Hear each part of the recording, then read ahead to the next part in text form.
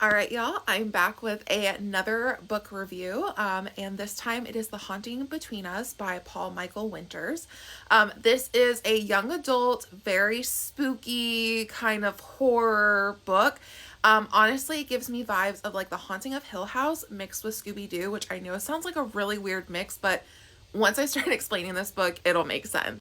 So now this book takes place in like this small town where there's a lot of history in this town, and there's also a lot of like ghosts and hauntings, and they kind of like feed into that. So we follow specifically one specific house, which is the Crimson House. And then we follow Hugo and Cameron. Now, Cameron is from this town. He has a great group of friends, and they're all very much into like the ghost hunting, especially his friend Abby. She has all the, thingamabobs to go ghost hunting. Cameron has a very bad history with the Crimson House.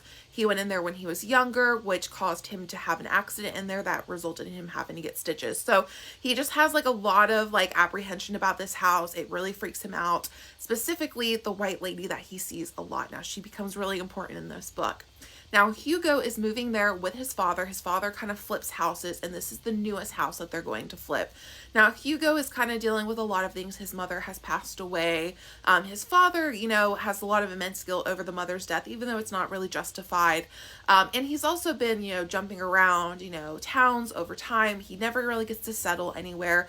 Now, it is important to note that Cameron is out. He has been out with his family for quite a while, especially at school. He does also deal with a lot of bullying, and there's also a lot of body image issues when it comes to Cameron. Hugo is not out yet. He is out to his mother and his sister, but he has not come out to his father. Now, Hugo moves into this house, and at first, he doesn't think anything weird is going on, but slowly over time, he does start noticing the white lady and goes to Cameron for help. So Cameron and Hugo kind of have like a little bit of a rough start, and it's mostly just like misunderstandings.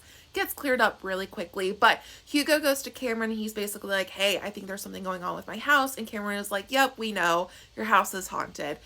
So it is this band of 16-year-olds, this is where I say like the Scooby-Doo reference, that go and basically, investigate this haunting, and they investigate the history of the house. So you do get a lot of really great history that comes up about the house and the people who lived it, and like this time period that some of these things happened with. But over time, as Cameron and Hugo are working to figure out what's going on in the house, obviously a romance starts between them, and it's beautiful. It's very organic, of that very awkward, 16-year-old of, I've never had a boyfriend, I want to kiss you, but like, do I kiss you? You get that very like organic awkwardness of a teenager going into like their first real relationship. Now, obviously, this book is a spooky, haunting story, so outside of their relationship, there is a lot of things going on in this house. Specifically, the house and the things that are going on seem to be targeting mostly Cameron and Hugo, and we get to learn a little bit more about why that is. So outside of this like spooky ghost story haunting, we actually do still get a lot of them just being 16-year-olds and their very typical life, which I really like. Sometimes I feel like young adult books kind of dive too much into something and we forget that they're teenagers. So we do get to see them in school, which I know a lot of times that like tends to not happen, but we get to see them in school. We get to see them deal with normal teenage things like bullies, like body image issues, like, asking your crush out, to the prom, going and having, teenage fun adventures. Like they go camping at one point, they go to a fall festival. So we still get to see these individuals still be, typical teenagers while also dealing with this kind of horrific haunting. So this book does take a darker turn. Don't think that just because it's a young adult book that it's going to be happy sunshine, because it is not. These ghosts are not Casper. These are very dark, violent ghosts. And they do go after individuals in this book, and they do attack individuals in this book. So this is not like Scooby-Doo, we're going to take the, mask off and reveal who it is. These are very real ghosts, and they're very not nice. But they're amongst the mystery of the ghost and everything with that, there is like a larger mystery of this house and individuals. So we have Emily, who is believed to be the white lady, and back in the 1800s, her father died, and there's like some suspicion around his death as they start kind of investigating things.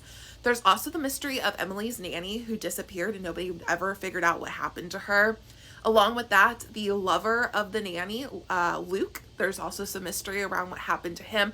But the very big mystery of this town is there were a ton of missing children around this time period that nobody could ever figure out, but it was all believed to be connected to this house and believed to be connected to Emily.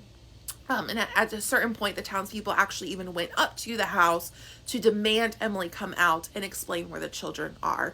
So you've got a lot of mysteries that do get solved. At no point do you end this book going, wow, I wish we had like talked about, insert something. Everything gets explained in this book.